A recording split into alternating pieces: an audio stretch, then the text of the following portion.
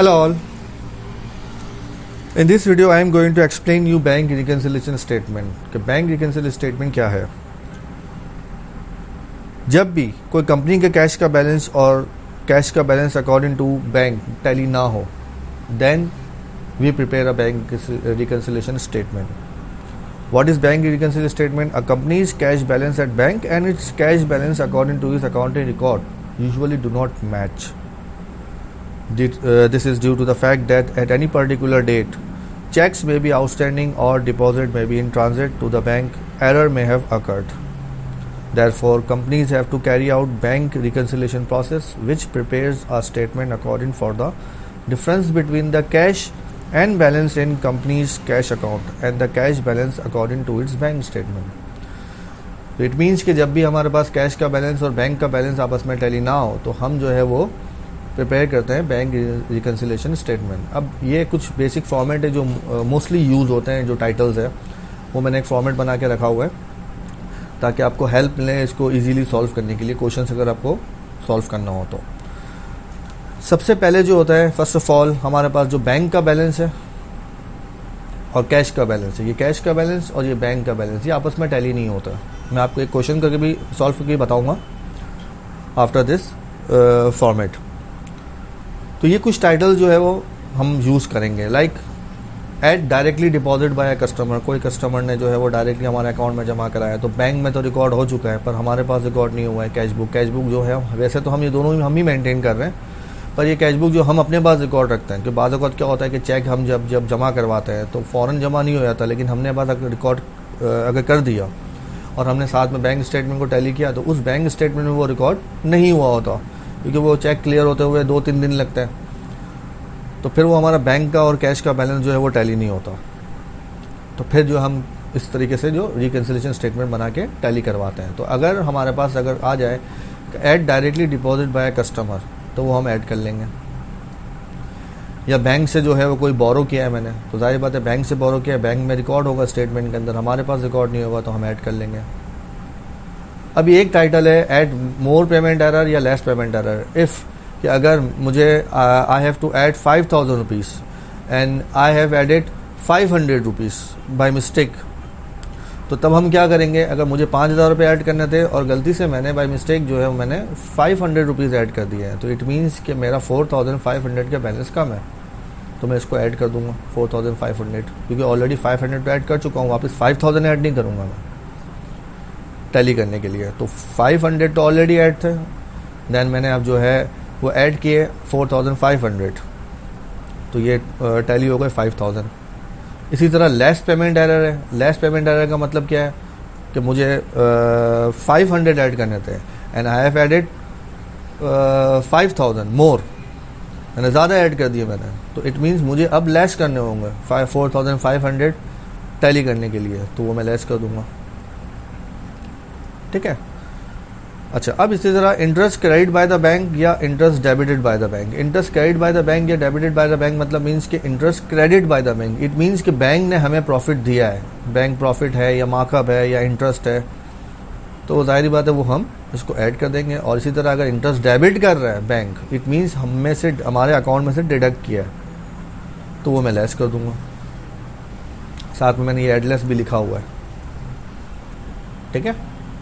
या चेक कोई बाउंस हो गया, डिसऑनर चेक, या NSF not sufficient fund, means कि मैंने चेक जमा कराया, अब जिनका चेक था मेरे पास वो मैंने जमा कराया, अब होता क्या है कि हमारे बैंक से उनकी बैंक में जाएगा टैली होने के लिए, अगर वहाँ पे वो अमाउंट कम है, मैच नहीं कर रही है जो चेक में अमाउंट है, तो चेक वो वापस बाउंस हो जाएगा।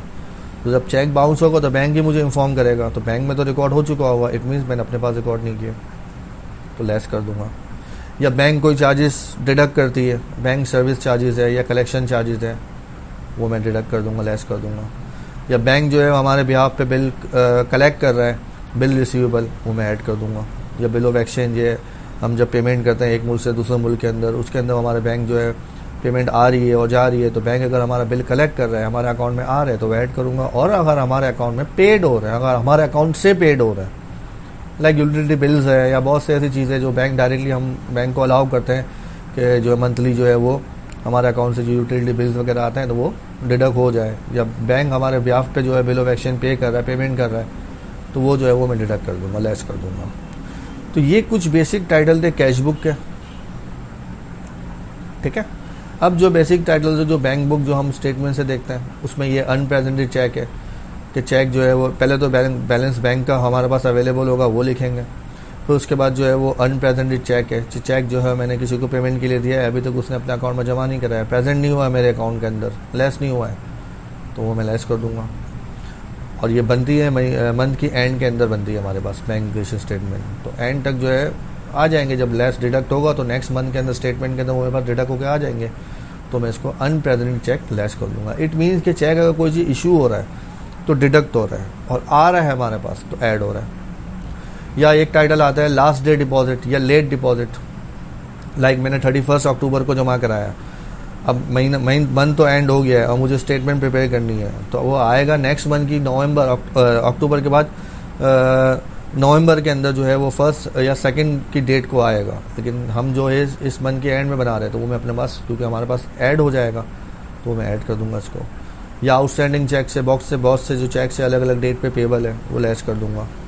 या अनक्लियर चेक है, अगर कोई टाइटल आता है कि मीन्स हमारे अकाउंट में क्लियर होकर पैसे आएंगे, तो वो ऐड कर दूंगा। या बैंक अगर कोई एरर कर रहा है, बैंक से कोई मिस्टेक हो गई है कि 5000 की जगह उसने 500 ऐड कर दी है, तो वो 4500 ऐड करेगा।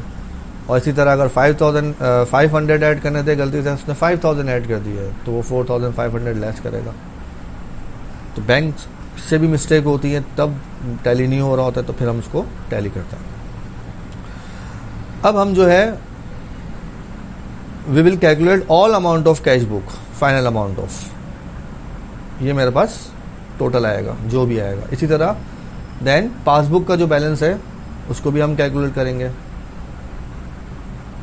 Then both balances will be same, ये रिकंसाइल हो जाएगा। ये सेम है होगा तो मीन्स कि रिकंसिलेशन स्टेटमेंट मेरा सही बना है, और अगर सेम नहीं है इट मीन्स कि उसके अंदर कोई ना कोई एरर है या मैंने कोई मिस्टेक कर दी है रिकॉर्ड करने के अंदर। तो एक चीज़ याद रखिएगा, जब भी हम कैलकुलेट करेंगे कैश बुक के सारे बैलेंसेस को और पासबुक के यानी बैंक बुक के सारे बैलेंसेस को, वो टैली होंगे, सेम होंगे। बोथ बैलेंसेस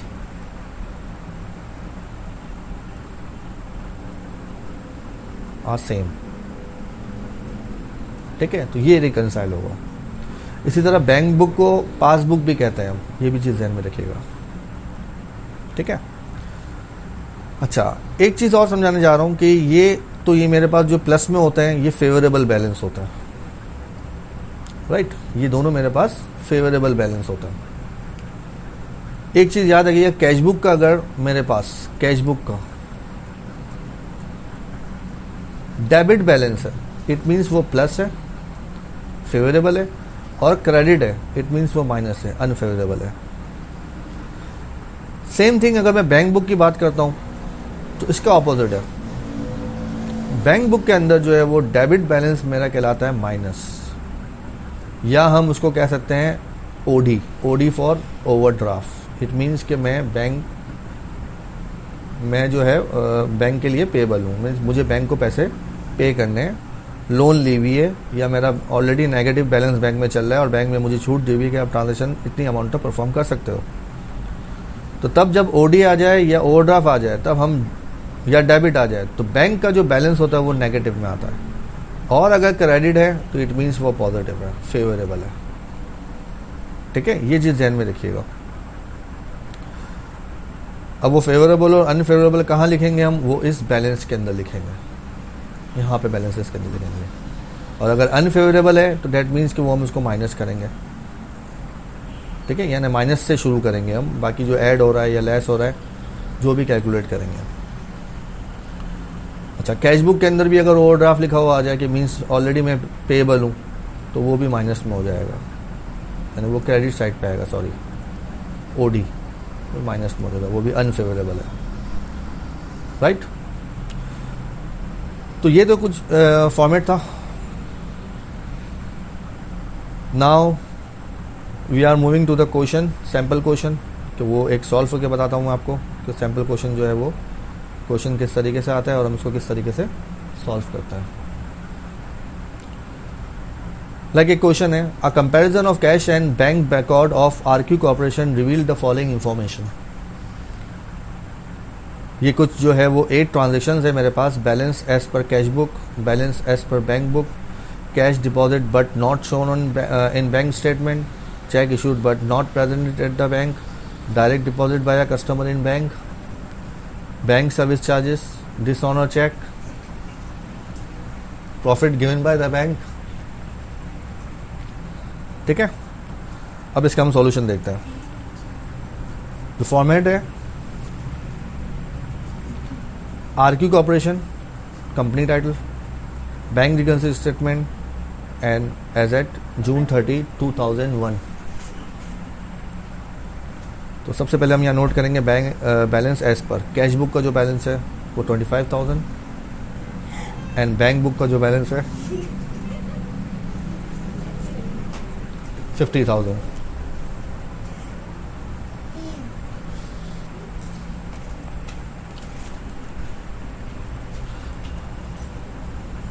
ठीक है, ये दोनों बैलेंसेस हमने, ये देखें ये दोनों बैलेंसेस टैली नहीं है, दोनों बैलेंसेस सेम नहीं है। अब हम आते हैं यहाँ पे थर्ड एंट्री पे, cheque deposit but not shown in bank statement. Means कि ये चेक हमने जमा कराया पर अभी तक जो है वो बैंक स्टेटमेंट में शो नहीं हुआ है, तो ये अनक्लियर चेक है। तो अनक्लियर चेक जो है वो मेरा पासबुक में आ जाएगा, वो लिख देंगे। फिर cheque issued but not presented, unpresented cheque, वो भी मैंने पासबुक में लिख दिया। ये दोनों टाइटल जो है मैंने आपको ऊपर बताया हुआ है यहाँ पे, ये देखें, ये अनप्रेजेंटेड चेक है और ये अनक्लियर चेक है। ये दोनों की दोनों जो है वो पासबुक के अंदर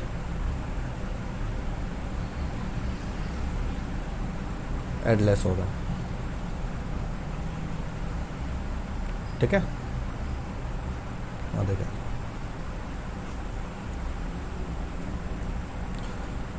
तो ये वही बेसिक टाइटल मैंने फॉर्मेट में भी दिया हुआ है। अब आता है next, direct deposit by customer in bank. कोई कस्टमर ने डायरेक्टली जमा कराया तो वो मैं कैश बुक के अंदर ऐड कर दूंगा। ठीक है, फिर डिसऑनर चेक है, तो डिसऑनर चेक मीन चेक जो मेरा बाउंस हुआ है बैंक में रिकॉर्ड होगा, मीन्स हमने अपने कैश बुक में रिकॉर्ड नहीं किया होगा, वो लेस कर दूंगा। फिर बैंक सर्विस चार्जेस है, वो मैं लेस कर दूंगा कैश बुक के अंदर, ये भी फॉर्मेट के अंदर लिखवाया हुआ है। और लास्ट है profit given bye the bank 2000, वो मैं ऐड कर दूंगा। राइट, अब इनको कैलकुलेट करूंगा मैं। लाइक कैश बुक के अंदर 25,000, 8,000 माइनस 1,500 माइनस 500 प्लस 2,000, तो 33,000 ये आ गया कैश बुक का बैलेंस। और पासबुक का जो है 50,000, 15,000, 32,000 माइनस किया तो ये 33,000 मेरा बैंक बुक का, मैंने पासबुक का बैलेंस आ गया। ये दोनों जो है वो बैलेंसेस टैली है।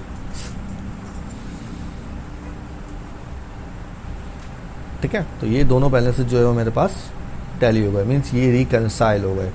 फर्स्ट जो ओपनिंग था मेरे पास 25,000 और 50,000 ये टैली नहीं था, और लास्ट 33,000 और 33,000 ये टैली हो गया। अब इसके बाद अगर वो आपसे पूछते हैं कि भाई आप इसकी कुछ नेसेसरी एडजस्टिंग एंट्रीज बनाएं, तो बहुत आसान है। एडजस्टिंग एंट्री बनती है हमारी कैश बुक की, याद रखिएगा।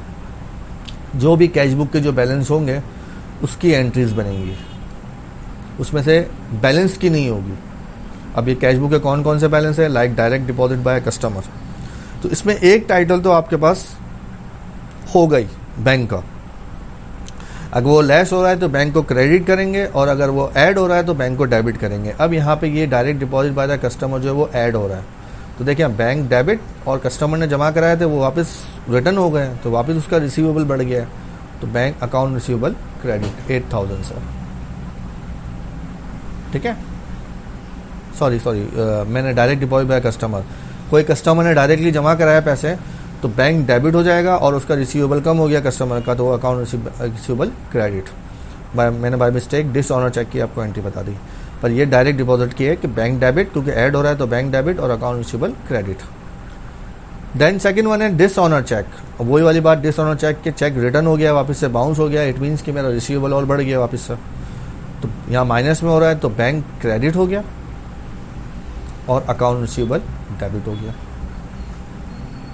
ठीक है, फिर आते हैं बैंक सर्विस चार्जेस पे, बैंक चार्जेस पे, तो वो माइनस हो रहा है तो बैंक क्रेडिट हो जाएगा और टाइटल ऑपोजिट बैंक चार्जेस। ठीक है। उसके बाद आते हैं profit given bye the bank. तो ये ऐड हो रहा है तो बैंक जो है वो डेबिट हो जाएगा, और प्रॉफिट या बैंक या इंटरेस्ट इनकम ये आप टाइटल लिख सकते हैं। तो ये नेसेसरी एडजस्टिंग एंट्रीज बनती है, वो भी सिर्फ कैश बुक की, उसके अंदर से भी बैलेंस की एंट्री नहीं बनती है। ठीक है। तो जो भी एंट्रीज, जो भी अमाउंट है which we have recorded in the cash book, बस तो ये ही इसी की ही एंट्री बनेगी। क्लियर है।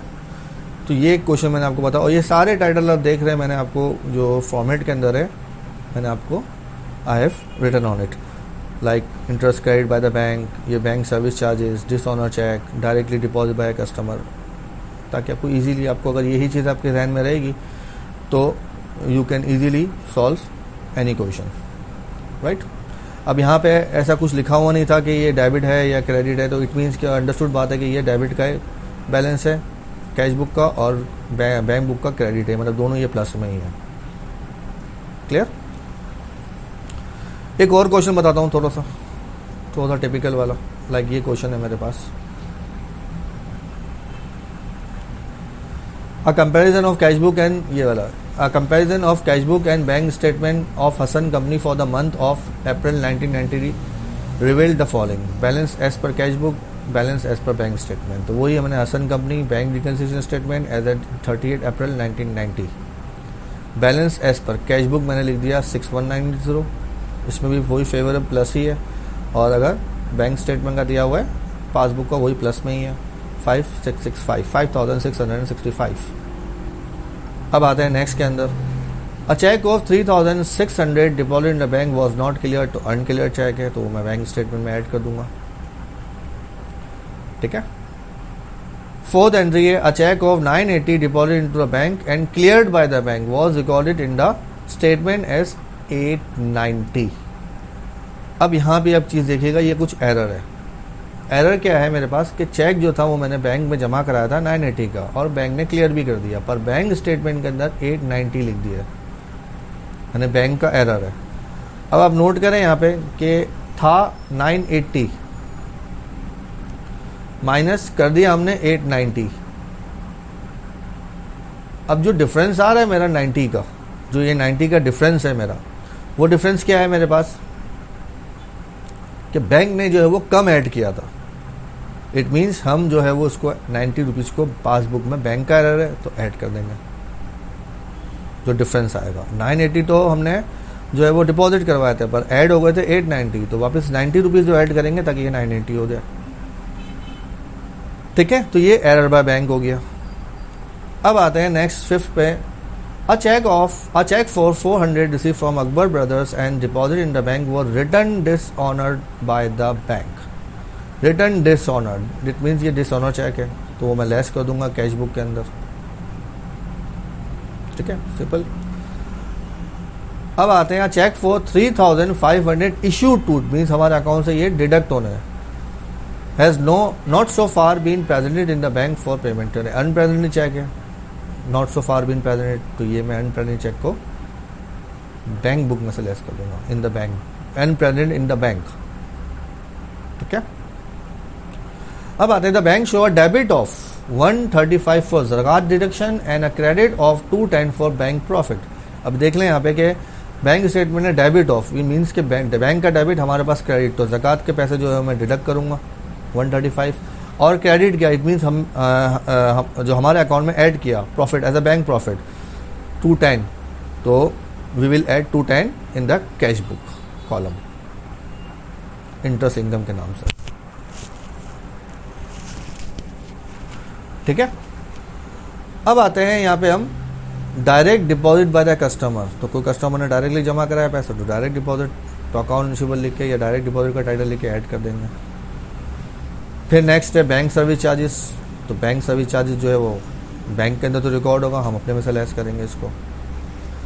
फिर आते हैं dividend directly collected by the bank. Dividend यानी शेयर्स पर जो मुझे इनकम मिली है, प्रॉफिट मिला है शेयर्स पे, तो डिविडेंड इनकम, तो वो कैश बुक में ऐड कर दूंगा, क्योंकि यहाँ पे कलेक्टेड बाय द बैंक लिखा है, इट मीन्स कि मैंने कैश बुक में ऐड नहीं किया होंगे।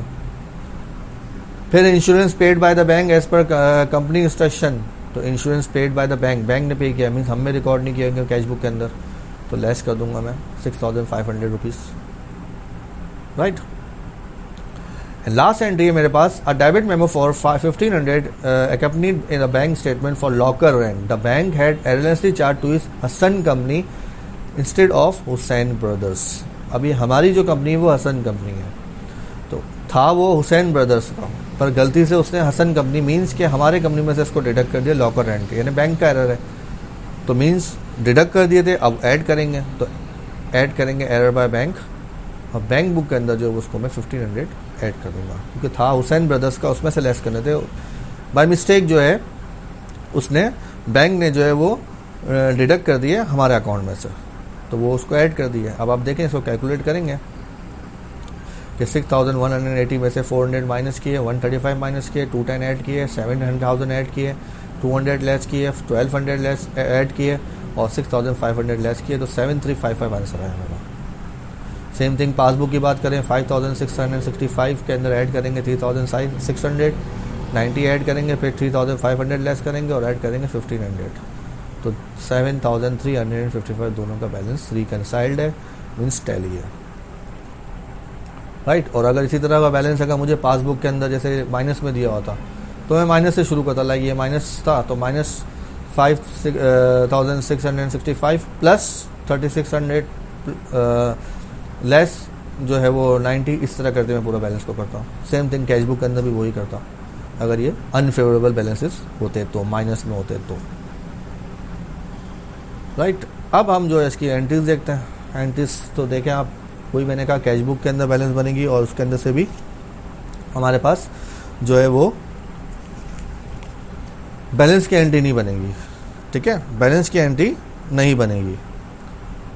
अब यहाँ पे अगर आ जाते हैं हम, सबसे पहले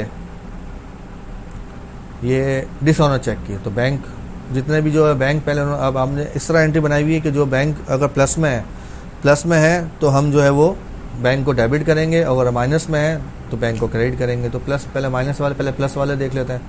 210 प्लस में बैंक डेबिट हो गया एक साथ बैंक को, तो ये हमारा इंटरेस्ट इनकम जो है वो क्रेडिट हो गया। अकाउंट रिसीवेबल जो है वो क्रेडिट में लिख दिया, डिविडेंड इनकम मैंने क्रेडिट में लिख दिया, एक साथ एंट्री बना दी, यानी bank debit, interest income, account receivable, dividend income, credit. Same as अगर मेरे पास जो है वो अगर बैंक का बैलेंस क्रेडिट में है तो यहाँ पे आप देखें बैंक का माइनस में जितने भी होंगे तो उसका अपोजिट ज़कात डिडक्शन डेबिट, अकाउंट रिसीवेबल ये भी माइनस हो रहा था डिसऑनर चेक का, तो अकाउंट रिसीवेबल लिखेंगे 400, फिर ज़कात के पैसे, ज़कात आ गया, फिर बैंक सर्विस चार्जेस, फिर जो है वो हमारे पास इंश्योरेंस एक्सपेंस, वो सबको मैंने डेबिट किया और बैंक को क्रेडिट कर दिया, राइट। तो मीन्स वही इजी है, बहुत इजी है। अगर माइनस में हो रहा है तो बैंक को क्रेडिट करेंगे और प्लस में हो रहा है तो बैंक को डेबिट करेंगे और सारे टाइटल जो है ऑपोजिट के लिख देंगे। तो ये बैंक रिकन्सिलिएशन स्टेटमेंट था। तो आपको मैंने दो क्वेश्चन सॉल्व करके बताया, होप सो कि आपको समझ में आए होंगे, ठीक है। ये फॉर्मेट मैंने आपको बताया, ये फॉर्मेट ज़रूर देखिएगा इसको, और ये जो क्वेश्चंस मैंने बताए उसको भी ज़रूर देखिएगा आप। फिर नेक्स्ट वीडियो के साथ वापस मिलते हैं, तब तक